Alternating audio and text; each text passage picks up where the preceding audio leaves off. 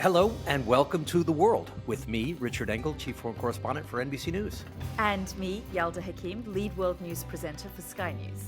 So this is very exciting. Welcome to episode 2 of our new podcast, where we will take you with us as we report from the front lines of conflicts. And of course, Richard, we've been saying to take people to places that we go to help them make sense of the world, because we know what happens somewhere else impacts people where they are and everywhere. So in that spirit, we will try and bring you along as we break through the noise and chaos and make sense of a sometimes and increasingly scary world. And make sure you listen wherever you get your podcasts and follow us, as well as leaving a review. And of course, if you'd like to watch us, you can do that on our YouTube channel and listen to us on Spotify. That would be great. Yes, we're now those people begging for reviews, but they help. They help. So let's get started with a quick thank you to all of those who listened to the first episode. And we've had some really lovely feedback from the listeners, which we'll bring you throughout the program. So please continue to send us your thoughts. And as a reminder, you can get in touch with the two of us, and we're going to answer some questions later by writing in The World, one word, theworld@sky.uk. So in this episode, we're going to discuss whether this is the end of Hezbollah as we know it. And what it means for Iran. What is Iran thinking at this moment? And of course, what are the wider implications ahead of the US election? And we'll be exploring whether this extraordinarily dangerous, unpredictable, and volatile situation is going to just spiral out of control.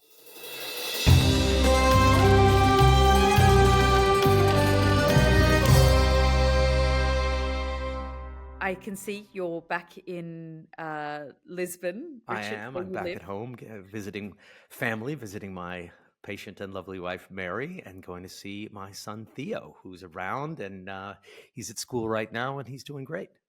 Yeah, absolutely. I mean, we can't do the jobs that we do without our families. I've just dropped off my son to school, and I'm very excited to talk to you about where you've been, because, of course, you and I crossed paths very briefly in Lebanon, where, of course, things were escalating. I was in southern Lebanon. Southern Lebanon obviously shares a border with northern Israel. That's the whole point of this conflict at the moment, that Hezbollah has occupied that area of southern Lebanon for many, many years. It runs the show down there. That's where Israel invaded and is now trying to create this buffer zone. So I was down there covering the ground war, covered the fighting. And then suddenly, some things are exploding overhead in Lebanon. Well, let's just have a listen to what you were hearing and seeing when you were in southern Lebanon. Well, there is a lot of activity in the sky here as well. I think you can see some of these flashes of light. We are obviously in Lebanon. We are not inside Israel, but we are in southern Lebanon, very close to the Israeli border, not very far from where Raf is right now. And it appears to be a counter campaign to either stop Hezbollah firing or to stop the incoming Iranian missiles. These were the ballistic missiles coming from Iran that were crossing through Lebanese airspace on their way to northern Israel, that were being blown up in the stratosphere by Israeli air defenses, American air defenses, things being launched from ships. So that is what I was looking at. And, when you're there, as you say, there are Hezbollah fighters everywhere. Are they fine with you covering things as they are? It's funny you should mention that, because they're not always friendly. I've covered Hezbollah for a long time, and I've had some run-ins with them, some of them not particularly pleasant. They are thuggish. They are thuggish guys. I'll tell you an example of how they sometimes operate, to give an example to help understand how they're operating right now. I covered Lebanon and first sort of started running into Hezbollah way back in 2000. So 24 years ago. Israel had just pulled out of southern Lebanon. Israel had been there for about 18 years, occupying another safe zone that they thought that was going to work, and they ended up leaving it. It's almost like, Back to the Future, the moment we're in right now. Yes, deja vu all over again. Exactly. So after 18 years of occupying southern Lebanon to create this safe zone, Israel finally pulls out. Then I go back to Beirut, and I'm in their neighborhood. It's probably not a great idea at the time, but I didn't think about it so much because maybe I had overconfidence because they had been so accommodating with me before. So I'm in their neighborhood just doing some extra reporting and just doing some interviews. And then suddenly I'm surrounded. And there's probably 5, 6, 7 guys, clearly Hezbollah guys, although they didn't identify themselves. They just But they all have a certain look, don't they, they do have a Richard? certain look. The closely cropped beard, neat haircut, physical build. They look like soldiers. And they surrounded me. They pulled up in 2 cars. And I looked at them. I said, oh, this is not good. Because they pulled up, quick stop. Everybody debusses out of the car. And I'm alone actually with a local driver, just being a Lebanese driver. And they pick both of us up, actually physically pick us up off of the ground. I had bruises on my arms that were shaped like a hand, like where you could see the lines of the finger. They picked me up. They took me back to a interrogation area and locked me in a cell, like a small cell, like a closet-sized cell, and kept me there for the whole day. The driver I thought was going to have a heart attack, and he was totally panicked. After I can't remember how many hours it was, but half a day, if not longer, and it felt like a lot longer than that. They finally opened the door and they said, "Oh, okay, here you can go. Here's your stuff, and you can go and finish your reporting." Because they checked back. I was like, "No, that's cool. No problem. Thank you. Goodbye." Now they're on much better behavior. So when I'm going around Tyre now, or it was going around Tyre now, they're not just grabbing people off the street. So they're on their best behavior, but in their core, they're thuggish, they're nervous, they're paranoid, and they're being clobbered right now. Here is an organization, the largest non-state actor military organization, perhaps in the world, certainly in that region. They say they have about 100,000 fighters. The State Department will say it's anywhere between 20,000 and 50,000. They've lost now their leader, a man who took over from the organization, was one of the founders, took over in 1992 when his predecessor was assassinated by the Israelis. And although, unlike, Yahya Sinwar, the leader of Hamas within Gaza, who's living deep within the tunnels, and Israeli security and defense establishment will say to me when I say, why haven't you got Yahya Sinwar's head on a plate right now? They will say, we know where he is. We know what he's doing. We know he's in these tunnels, but he's surrounded himself with our hostages. So we're not about to kill 10, 15 Israeli hostages to get Yahya Sinwar. Because, when you put to them that tens of thousands of people have died, half of them have been children, all of these civilians have been killed. Gaza has been flattened. Why can't you find the man who did this to you? They will say it's because of the hostages. Now, Hassan Nasrallah did live in hiding. He gave his sermons in hiding. He lived underground for decades because of concern around Israeli assassination, but not to the same extent as Yahya Sinwar. And perhaps he thought on some level this was a red line that the Israelis wouldn't cross. And then they did cross it. Which brings us to one of the first questions that I'm hoping that we can discuss today and maybe come up with an answer. Is this an opportunity? And certainly Israel's presenting it this way, and certainly the United States sees it this way as well. Is this an opportunity for Lebanon to get rid of Hezbollah? Or is that impossible? Or is it impossible to do with Israel doing the work? Is this something that the Lebanese people have to do themselves? What do you think? Richard, I'll tell you a little story. When I was in my hotel in Beirut, and it started to really fill up, mostly on my floor, families, Lebanese families, well-to-do families who'd arrived there with their children, mostly women and children, who I guess felt protected within this international hotel with international journalists staying in this hotel. And these women, I don't know if they were Shia, Sunni, Maronites, what they were, what their political affiliations were. What I did know is that they were very well off, upper middle class families who were paying hundreds to stay each night in this hotel for safety. On the day that Hassan Nasrallah was killed, the children were quiet. They were still out in the hallways, but they were much more quiet. Their mothers when I walked past the room, were weeping in the room. Some were watching the news, some were crying and had Quranic music on, which makes you realize that at that grassroots level, this was a significant character, part of Lebanon's recent history, who played an incredibly important role. So I didn't see people crying, but I did start to see these conversations where people were nervous about what Lebanon could be, or excited about what Lebanon could be, but worried about what Lebanon might become. So, this idea that you can decapitate an entire movement, and Israel thinks, okay, we can one by one take all the leadership out and that's going to bring an end to Hezbollah, is probably naive, because they've been here before. When their last leader was assassinated, someone more dangerous and fierce and organized emerged in Hassan Nasrallah. What can it become now? The leadership is in crisis. And is this an opportunity for the country to finally recreate itself as a sort of modern, prosperous country that it could easily be? It's on the coast.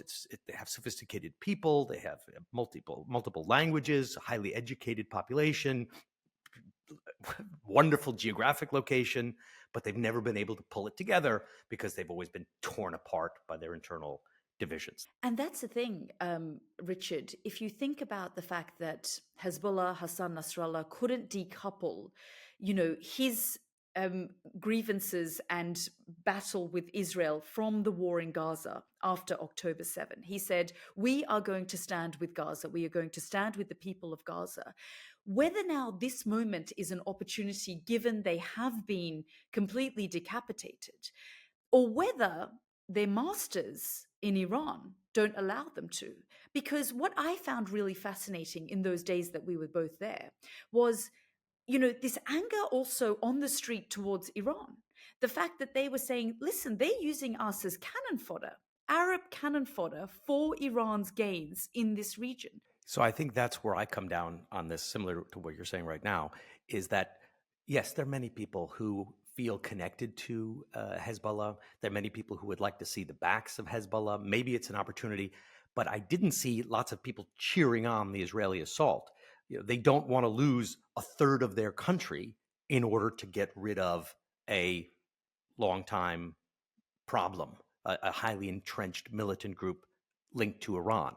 They didn't say, oh, this is great that Israel is bombing the south and Israel is bombing Beirut suburbs and that there are drones flying overhead. They're more scared about where this is going and are they going to become the next Gaza Strip. And to that point, Richard, about what happens next in this very dangerous moment for the region that can have greater implications not just for the region but globally, is how Israel is now going to respond to those 200 ballistic missiles. So that brings us to question 2. What is Iran's game here? So if Hezbollah, if this is a possible inflection point for Lebanon, fine, we'll see how that develops.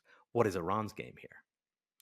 And I guess Iran's game is, they know how to play chess, and they've been playing the long game since 1979, when, the Iranian Revolution happened and the Shah was overthrown, and you had this, Islamist group take over, movement and regime take over the country.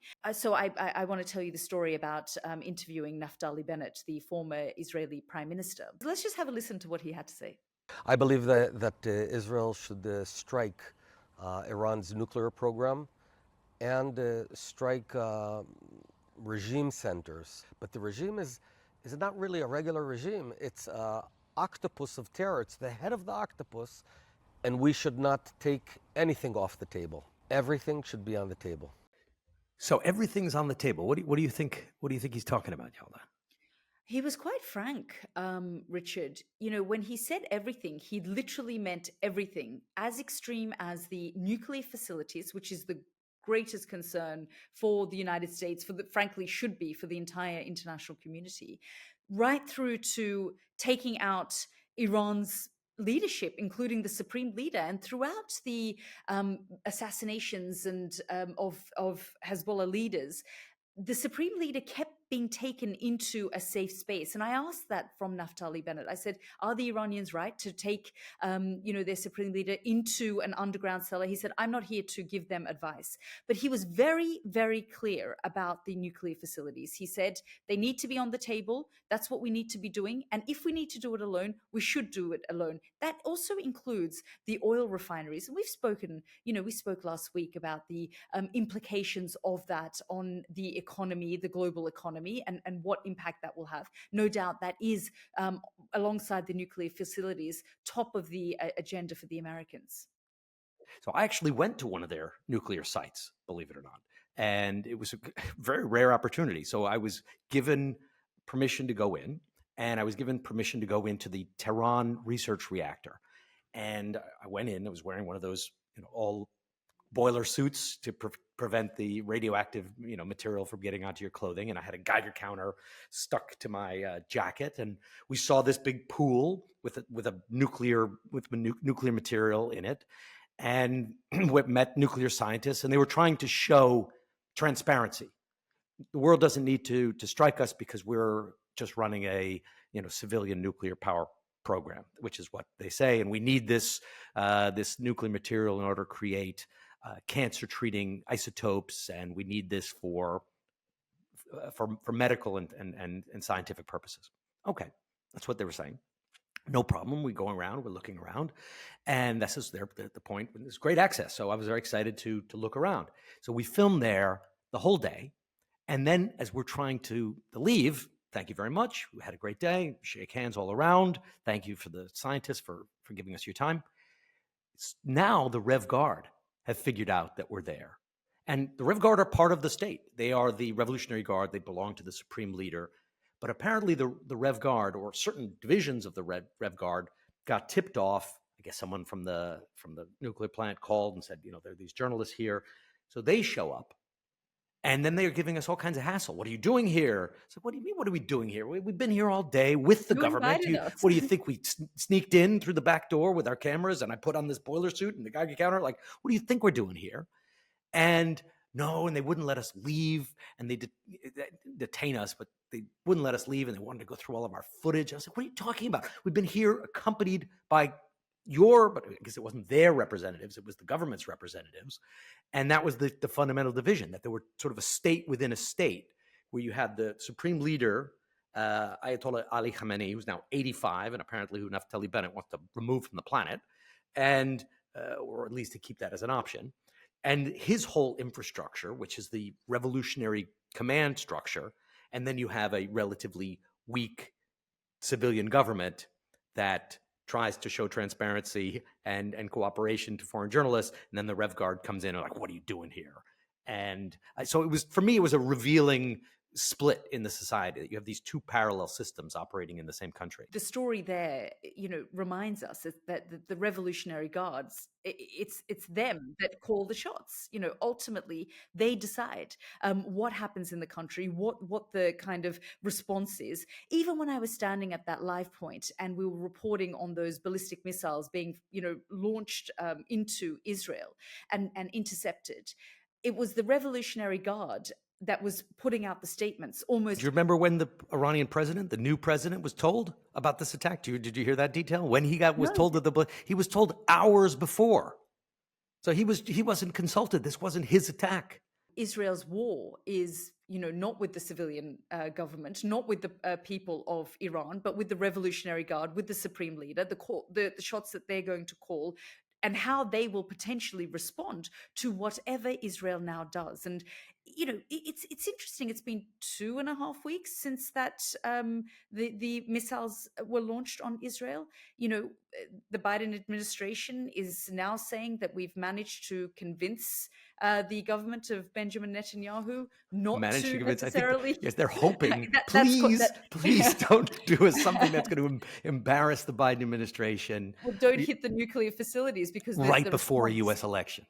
Exactly this. We're just going to take a quick break, and we'll be right back.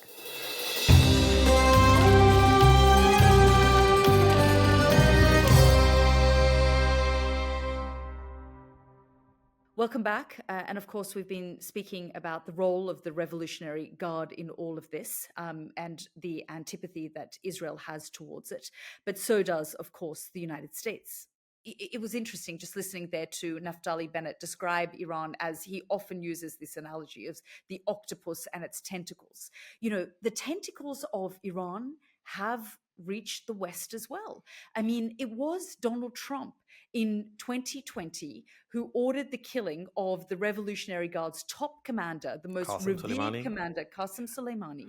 And to this day, you know, there are all sorts of death threats and attempts on Donald Trump's life as a result of what he did in 2020. And the Iranians are behind that. I mean, the Americans have made it very clear to the Iranians, you know, if you continue to attempt on our former president's life and the candidate of the Republican Party, presidential candidate, we will see it as an act of war. But in this moment, the confrontation that we could see, it will be between Israel and Iran, and by default, the United States will get dragged into this. And I think the U.S. is already in. The U.S. just sent these extra troops to the region, reinforcements with this missile defense system. So if you're going to do military sites only, here's some missile defense systems, and we're all going to get on the same page. Whether that holds when you push the actual button is another one. Yeah, and I guess the other question is, Richard, is can the Israelis do it alone? Can they do maximum damage, even if they were to go after the nuclear facilities, without the assistance and the help of the Americans? Iran's made its explicit threat to attack U.S. interests, that anyone that assists Israel will be considered an accomplice. So the U.S. has to prepare for this spilling radically out of control and becoming, I don't want to say World War III, but a certainly large-scale, fully kinetic Middle East war involving the U.S. They have to be prepared for that scenario, and that takes a couple of weeks. What I did find interesting, Richard, is that Kamala Harris, when asked a few days ago who she saw as the biggest threat, America's biggest adversary, she chose to go off script, off the even Biden administration's kind of policy when it comes to what they see as the biggest worry.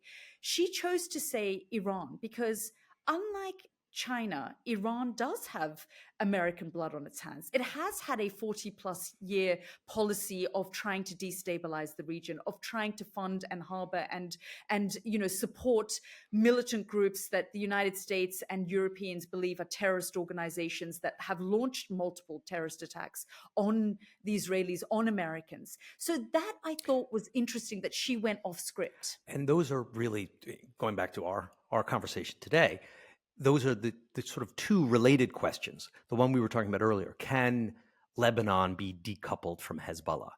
Can this be an opportunity for the Lebanese people, or is this not an opportunity because Israel's coming in by force and occupying part of the country and killed more than 2,000 people so far? How could anyone in their right mind see that as an opportunity? That's one question. And the other one is similar. Can Iran be decoupled from the Rev Guard? Can this, now that its tentacles, its claws have been pulled out or are being pulled out, and Israel's waiting for this response, it's been given sort of a green light to respond. Will they use this opportunity, if not now, but over the next couple of months, to try and have a regime change in Iran, to try and decouple the government from the Ayatollah's ruling clerical regime? Israel sees it as a window, a small window of opportunity to reshape the region. And I guess the question then is, in the lead up, we're 3 weeks away from the US election, how do each of these candidates respond? Like I said, with Kamala Harris, I thought it was interesting that she went off script and named Iran. How Donald Trump views it, it's still sort of unclear, because then, we see things like the 2020 Qasem Soleimani assassination. So his approach is more surprising. But I did think that Kamala Harris's response, saying it's Iran, it was surprising to me. And I thought perhaps she, doesn't necessarily follow the blob, the foreign policy establishment, who were, by the way, going absolutely insane that she chose to say Iran and not China. Because is that right? There was a big reaction to that? There was a huge reaction. Because I heard it, I said, well, that's an odd choice, but I wasn't sure if she got blowback. She got massive blowback from, within the party, from the Republicans, who were saying, what is she talking about? Do you think she misspoke? Or was she just sort of thinking, threat as opposed to rival, and she was just, Iran is on everybody's. I mean, how you wouldn't know? I mean, you're not inside of her head, but what are you guessing? Certainly, from what I'm hearing from within, that maybe she did misspeak. A part of me wonders whether she might just be surprising us. Very few of us fully understand what any of Kamala Harris's policies are. She's keeping her cards close to her chest. I wonder if this is her going slightly off script, turned the establishment, they all went completely berserk and said, you've got it wrong, it's China, it's China, it's China. And she came out and said Iran, which I thought was a very interesting take and an insight into her worldview. She said they have American blood on their hands, which frankly the Chinese don't. So while we're pondering this question, can I ask you to do something cool? Can we look at some of the viewer questions? I'm not one of those people who really digs into the comments. So I actually haven't seen a lot of the viewer questions, but I know you have. I have, Richard, and I have to say, I know. So I'm going to urge you on this episode to get more engaged on social media. I know social media. I hate social media. I find it so tedious. I find it dangerous. I don't like engaging with it. Every time I touch it and I have it in my hand, I'm like, what can go wrong here? And why do I have to do this with my life? Why do I don't like it. I don't like it. I never liked it.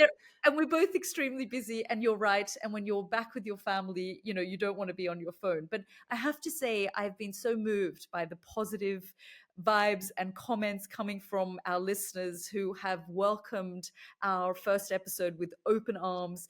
They've said you're a very nice guy. Someone that they keep going. Did I tell you how much I love social media? I love it. It's good for our egos, but honestly, it's been so overwhelming, the positive responses that we've had. But read out some of the comments. I have one from Sean.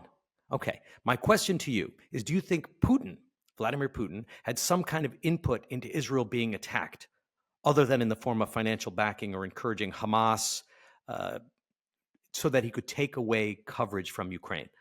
No, Sean, I do not think that Vladimir Putin was helping Hamas or encouraging Hamas to take coverage away from Ukraine. But I think that's been the result.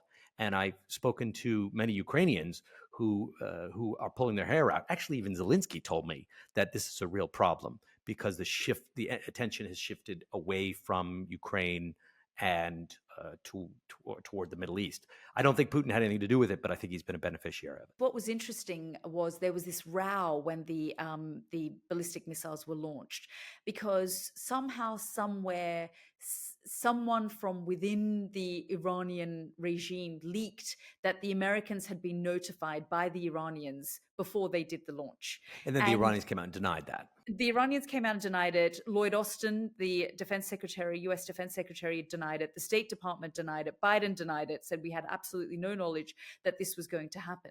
However, what I did see as I was, updating viewers live was another alert saying that Iran had informed Russia that they were going to do this. Now, whether or not Russia, to answer Sean's question, I agree with Richard. I don't think they had any input, but it is extraordinary to see this access of resistance that Iran often talks about.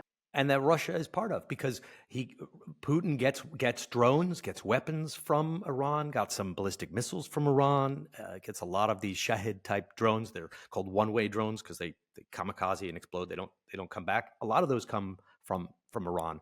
But I still don't think that he was calling Yahya Sinwar saying, do the October 7th attack. We have more questions. We do. Richard. You want to take Sophie's question? Hi, Richard and Yalda. How do you both manage to stay safe in these volatile areas? So I often get asked this question. I'm sure you do as well, Richard, because you're really in the eye of the storm often. We have very sophisticated, high-risk teams that travel with us. We get a lot of training before we go to these things. Our first aid training, how to deal with kidnap situations, how to deal with, hostile environment. This is updated every few years. And we are professionals who have been doing this for a very long time. So we're certainly not storm chasers. I know Richard doesn't like to, just wander into these war zones. No. I absolutely don't. We have families and children. You can get badly hurt if you do that. You can get badly hurt even if you take all the precautions. I mean, you need a little bit of luck, but preparation, keep moving. I think that's the sort of, for me, I would think that's the biggest opportunities. You keep moving. Don't stay in one place for too long. If you go to an area that's dangerous, get there, get out. If If you're in one place and there's kidnapping threat, don't stay there too long. Keep moving. And Richard, we've both dealt with the second one, Angry Street. You've had a kidnapping. We're going to save that for the next episode. Yes, in Syria, that was pretty unpleasant. Yeah, we'll save that. We'll talk about that as it comes up. Absolutely. We have the third question as well, Richard, from Catherine. One thing I wonder about when I watch or listen to news coverage of the October 7th attack and subsequent war is where the Arab countries are in this conflict. Last week, You're not alone, Catherine. Yeah. Last week, I interviewed the Palestinian ambassador to the United Kingdom. We were doing a special investigation about a Palestinian child who was killed. And I asked him this very question. You often complain about Western countries, the United States, the UK, its lack of support since the October 7th attacks and the war in Gaza, the devastation there. What about Arab countries? And he said they stand with us. You've seen the statements from the Saudis and the Emiratis and the Qataris. But frankly, as you say, we all often wonder where the Arab countries are when it comes to this particular issue. Well, if you look at yes, there's a lot of lip service, but not a lot of action. So Gaza shares a border with Egypt. So one way to relieve the suffering would be just to open the Egyptian border, although that is fraught with problems, and the Egyptians don't want to do it. Also, the Saudis, they pay lip service, but not a lot of public lip service. And the Emiratis pay, some of them are on board with this plan that you can forge a new Middle East. You can forge a Iran-free, not Iran-free entirely, but Iran Islamic Republic-free regime, a Hezbollah-free regime, the axis of resistance-free Middle East. There are a lot of Arab states who want that, even though they won't say it necessarily publicly. So yes, where are the Arab states? Why haven't they done more? It's something I hear all the time. All the time, and really good wrap up of that, Richard. So before we go, and I thought this would be a fun thing for us to do, and with the enormous caveat that we probably could be very, very wrong, and we don't, no one has a magic ball, a crystal ball. So what are you looking for next week? What is on your radar? What are you watching out for? And again, it could be totally wrong, but looking ahead. Well, a couple of things, Richard. I think the first for me is after the April 2023 ballistic missiles, cruise missiles, drones were launched on Israel by Iran. President Biden said to Israel, take the win. It'll be interesting given how Netanyahu is now sort of trying to say, okay, listen, we're listening to what the administration says. Nuclear sites we probably won't hit, but we will look at ensuring that, as the defense minister of Israel said, that it's lethal, it's precise, and it's surprising. So I'm waiting to see over the course of the next week what that potentially would look like. And of course, I've got an eye on the upcoming US elections and the twists and turns around that. Yeah, so I would say I'm definitely, like you, also watching to see when this Israel response against Iran comes. Maybe it comes next week. Maybe it comes in 5 minutes from now. I don't know. That's one thing. But you know what's also I keep looking at? North Korea has been suspiciously quiet. Kim Jong-un always likes to put himself into the mix. He always seems to find these opportunities when nobody's talking about him, when the focus is elsewhere, to make some noise, to try and put himself in the limelight. So I don't know why we haven't heard more from North Korea. That's something I'll just throwing it out there. Mostly I agree with you that the thing to watch is Iran, but just so that we're not both all on the same page, I am also watching North Korea because it seems suspiciously quiet. It's the dog that's not barking. Yeah, I think that's really, really interesting that you've thrown that in the mix. And we should, over the coming weeks, talk about North Korea and its position in all of this. So thank you again for tuning in for our second podcast. Keep it going and keep writing in questions. It's fun to look at them. It's fun to answer them. theworld@sky.uk. theworld@sky.uk. And you can follow us wherever you get your podcasts, and listen to us and watch us on our YouTube channel, The World, and on Spotify. Richard, good to see you in a safe place and with your family. Thank you, and good to see you. Absolutely. Thanks, Richard. Thanks. Bye.